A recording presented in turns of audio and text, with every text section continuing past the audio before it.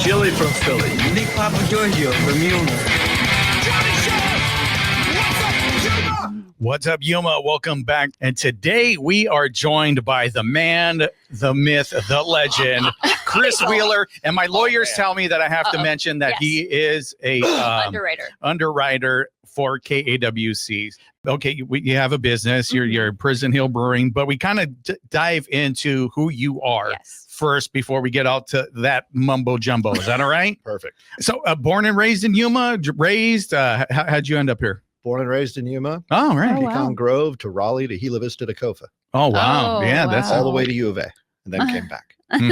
I believe your grandfather, great grandfather, was a prisoner at the prison here. Yeah. Is that true? Wow, what did he do? Nothing good. Good deeds don't land you in prison. It was my mom's grandfather, so my great grandfather. Okay. Got some free room and board for about 3 years. 3 years? Yeah, that's a long stint. Apparently, he was a tough old dude. Yeah. So apple kind of fell a little farther from the tree.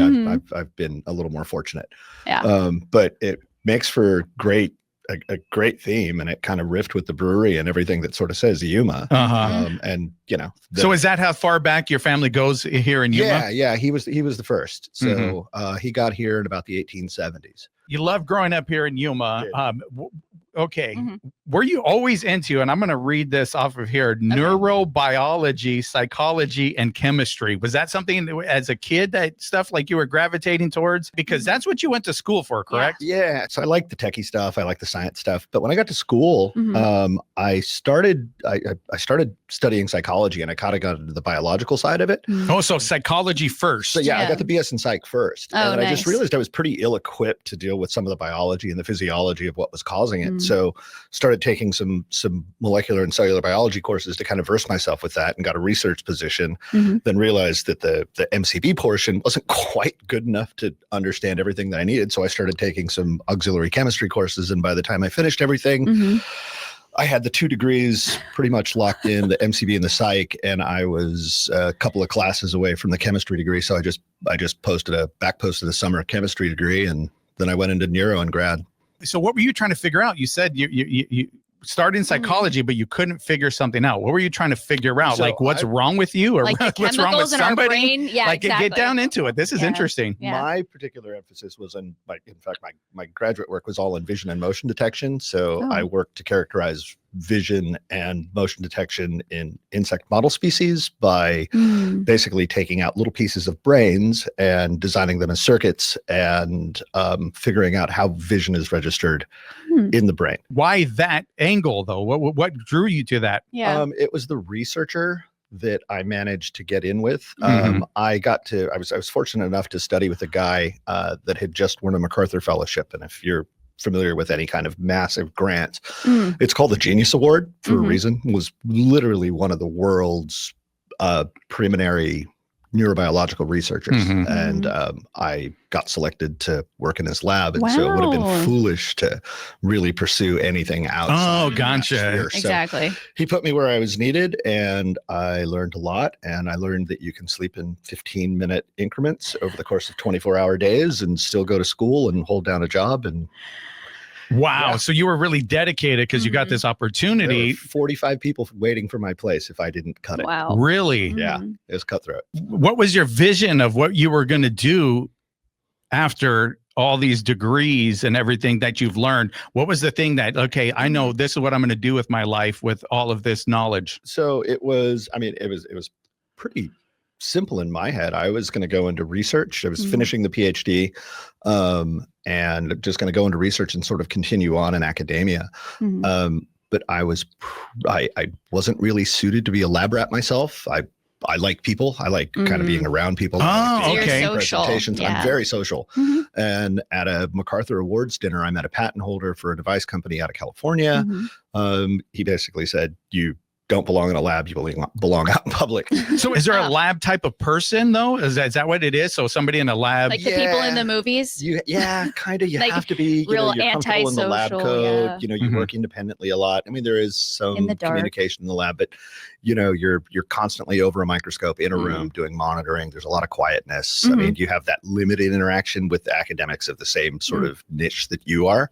And I really liked kind of being out in the broader world and talking to people. And then got into healthcare, which put me into the public sphere, which means that I got to do, I spent a lot of time in the operating rooms doing nerve sparing consults. So you said you got this opportunity at an awards? Yeah, at a MacArthur Awards dinner, there was a guy sitting at my table. He was a patent holder for a medical device company and actually owned the company. Okay. I was the only one at the table drinking beer. And so I brought back a Heineken, and he looks and kind of jokingly at me, he says, "You didn't bring one for me?" And I'm like, "Give me a minute. I'll go get you one." So over the course of dinner, we got to know each other, and gave me his card. And he says, "Well, if you ever need a job, give me a call." So you did. Ring, ring. I did. The next day, you're about like, 6 months later, I did. okay. You made that call. And so that path led you to owning your own medical, is that medical device? Is that you got into? He needed a distributor for his products in Southern California and was already partnered up with a guy out of Phoenix that he set me up with. Ultimately, he spotted me the money to start my half of the company just on good faith.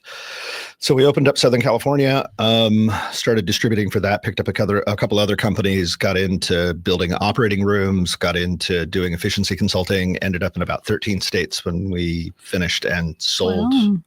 So in 2009, 2010. You owned them, and then that's what you sold to start your new venture where you're at now. The big healthcare companies really did only buy my contracts. Okay. They just wanted the access. So we sold to a company out of Canada that's been sold a few times. So the companies, the original company that we started, is still around, but it's just been sold and resold and absorbed and reabsorbed. And so how did beer come into place besides buying the guy of beer? Drinking it.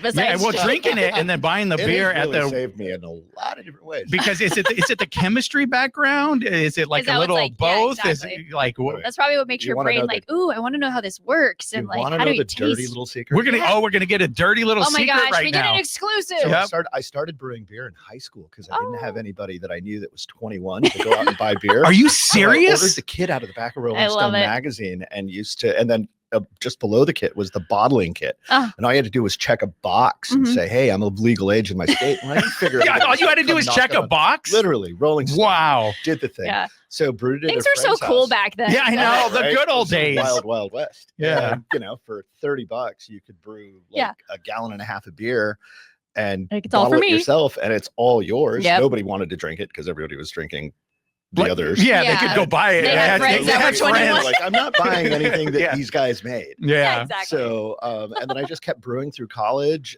So wait, let's go back to. That's I want really to go. So were you being like pretty secretive? Like your parents didn't find out? Your grandparents? Like how did this happen? Good Lord, no. I mean, we were all latchkey kids, so me your too. parents worked. Yep. Yeah, like all of us. So, that was the totally. years of the latchkey Now it's kids. too scary for that. It takes an hour and a half to boil some water, get it all boiled up, add the ingredients to it, mix it up, and then put it in the big fermenter, tuck it in the back closet in the room that nobody goes into, and then let it ferment off for a few weeks, and then take it, wait till they're gone, bottle it up. Where did you get the bottles? Did you use like we ordered them directly underneath the brew your own beer? It was there was a bottling. It was another box. Oh, Same company, two ads.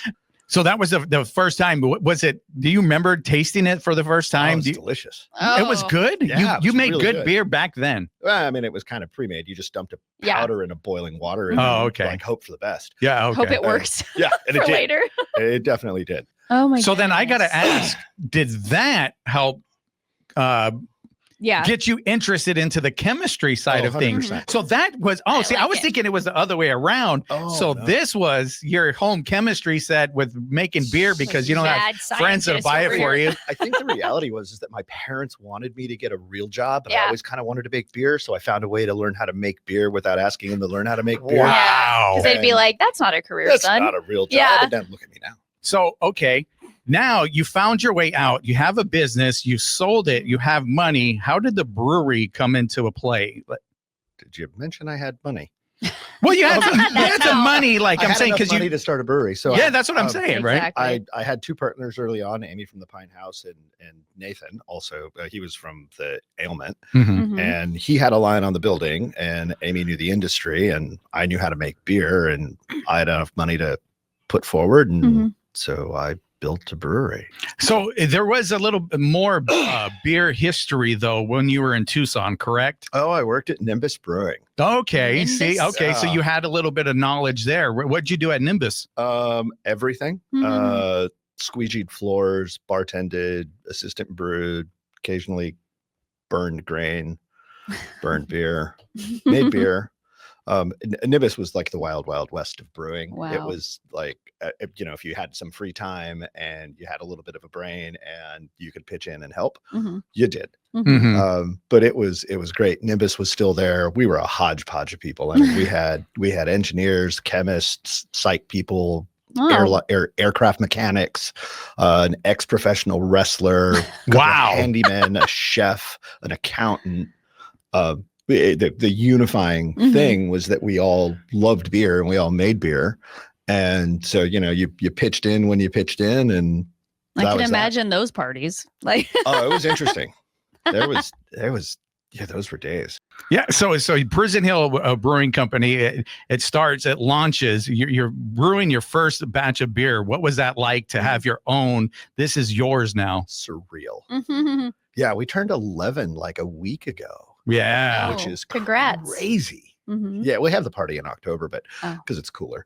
But yeah, like 11 years in a blink, like just completely flew by. It was amazing. But what was it like the first time, though? You got to taste the beer. You have all the equipment up. This is your first batch. I remember pouring the first bucket. There we go. I don't remember was standing on the bar and giving the inaugural cheers. Is that with a picture? Yeah, I've seen video of that. Were you blacked out? No, I was stone cold sober. I mean, I was functioning on like no sleep. Yeah, that's why. But I think the moment was so surreal that, I raised my glass up and I've seen it, but I don't remember saying the words. It was just that out of body experience. That's surreal. It was just that amazing. Like, this is happening. Was the moment we did it. We got it open. It was crazy. Yeah. Do you remember the name of the first beer that you brewed? Because they all have clever names that are tied to the prison. It was the First Offense. First Offense. Oh, wow. Did you think of that? I don't remember, who thought actually. of that? You're going to take credit. Probably. Nobody else is on the show. You take credit. Yeah, okay, cool. I thought of that. He's like, I thought of all the names. Yeah, well, a lot of them are mine. Yeah. So was that first make it to batch, the board. like how many times did it take you to make that first batch that you were Twice, ready? actually. The first time, the equipment still wasn't dialed in, so we ended up chucking that batch and doing the next one. What we didn't anticipate was the demand. So I figured, okay, this first beer is going to last us 2 to 3 weeks. The other batches will come out in sequence. We blew the first batch in a day. What? In a day? Yeah. Like, okay. You're like, wow. We probably need to up the volume. Yeah. Well, that's pretty cool. Yuma, we didn't have anything like that, right? So it's the first, and we've had one, the second, right? We had the original one, but it was something new in Yuma. They wanted to go and support, and so everybody drank the beer in one day. This opened in 2014. Yeah. Oh, well, that's the year I stopped drinking. No wonder I don't know who you are. Well, yeah, that's it. Fine. All good. We would have been best friends. Yeah, would have been good. So who designed the menu, or not designed it, but who came up with the food that you were going to be serving? A lot of that was me and Nathan.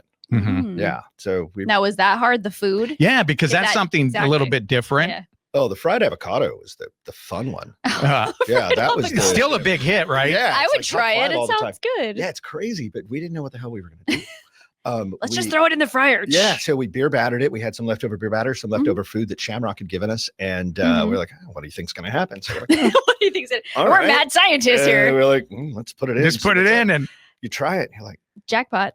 That's actually really good. Yeah. So we stuck it on the menu, and then there it is. Has it been one of the best sellers? I know that's what I see everybody talk about. Yeah, month after month. That's one of the ones that it was total. And it was an experiment. Wow. Complete accident. I want to come try it now. Yeah, complete accident. I was complete accident. We weren't sure if it was going to explode or what was going to happen. I'm like, I'd never fried an avocado before. Make someone sick. You're like, let's just see. Yeah, it's delicious. It sounds so. Then after some time, the partners kind of went away, and it became your own. You 100% own it today, right? Yeah. So I bought the remaining interests out in 2020, Mm-hmm. and I've been doing it ever since. Wow. Mhm. Yeah. So it was. Do you find that easier that you own it all, or do you miss your partners? Yes and no. I mean, Nathan is. We've got the prison to prison run coming up, and his company is one of the sponsors. So Nice. I still work with Amy on the downtown merchant side. So it's nice. She still has the Pine House. She's partners with another very good friend of mine. And so there's I miss it, but it is really nice to be able to make the final decision and not just kind of have to go back and forth on it. Exactly. But yeah, no, I'm. I feel like it's I'd nice be to like see that. everybody actually doing really well. She's doing really well. Yeah, like I love seeing everybody downtown doing really well. Yeah, That's it's so great. thriving. Yes. Yeah. Yeah, So- and that's strategic because you said there's the downtown. What's it called? Oh, the Downtown Merchants Association, Mhm. Downtown Yuma Merchants Association. So I do a lot with them. Yeah. So you're a big attraction for downtown, I would assume. I like to think downtown is its own, becoming its own attraction in its own right. We just had another bar / speakeasy kind of open downtown. So seeing businesses come in when there was a lot of vacancies, 11 years ago, it really. How much has it transformed? Oh, it's night and day. So like compared to pretty what it was. full. Yeah, there's a lot of really good boutique shops down there. It kind of gives you the opportunity for retail. There's some professional stuff. You got the bars, you got the restaurants. Making a downtown a destination has been a big push. And that's something you really push for, right? Oh, 100%. So one of the things we talked about a while back, and I want to see if there's any traction or possibility of this thing happening, to be able to like open carry on on Main Street for block parties and stuff, like going from one place to another, like they do in Vegas. So the in and outs are really, that comes down to some state laws that are pretty hard to circumvent with respect to licensing. I've worked with the city on this and one of the assistant city attorneys quite a bit to see about doing if that. there was any wiggle room, try to figure it out. Yeah, we've tried, but it gets a little bit gnarly with insurances specific to the establishments. Gotcha. And the municipalities and going in and out. And It makes sense. It's a hard thing to do. Vegas is a special kind of animal. What is your favorite beer that you've brewed since you've been open? I really enjoyed one called the 10 Rat Bastards. 10 Rat Bastards. All right. Oh, God. I know. I can say that though. It's not a swear word. Can we? we I'm can say like it. freaking out. I think that's okay. Yeah, I think we're all right. I could have said something. So what kind of beer was that? It was it's a Hefeweizen, but it's a German style step mash Hefeweizen that took about 10 hours to make, just to brew, and then another few weeks in the tank. Thank you so much for being with us, Thanks, Chris. I Chris. appreciate it. And My giving pleasure. that Thank you. dirty little secret about how you ended up the brewmaster here Mad in scientist. Yuma. Yeah, I Get that absolutely love good it. secret. Well, thank you again so much. We'll be back right after a quick break. You're listening to What's Up Yuma Radio right here on 94.7 KOFA Border Radio.